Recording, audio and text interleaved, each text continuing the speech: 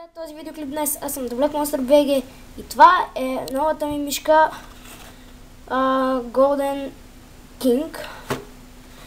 Така, доста хубава и просто невероятна мишка. Така, сега да видим как ще отворим. Това е най-важното. Както винаги ще оставя камерата ето така. Сега да започнем с отварянето. Така, кутията можем да махнем. Така, ето е мишката. Просто дърпаме това. Е доста по-лесно. И ето я.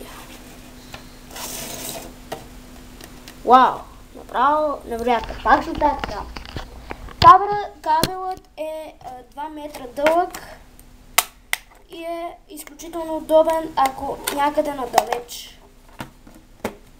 ви е компютъра. Така, ето я. Хубавото е, че кабелът е изграден от частици. Кабелът е плетен кабел. Отстрани има бутони за по-лесно управляване на FPS игри. Също така е доста тук, това е кожено и е доста удобна. Така, да я хванете и да играете. Скрол бутонът свети, само че трябва да я включа и отдоле свети. И ето я. Какво представлява? Така. Както виждате, изтеглих се GTI 5 и съм още на първата мисия и съм голям нуб, защото още не мога да мина. И ето я. Така. Така, хора, върнахме се. Мишката свети в 10 различни цвята и постоянно се променят. Да, сега стана там някакъв друг цвят. Около фокус. Няма да бъде фокуса. Свет.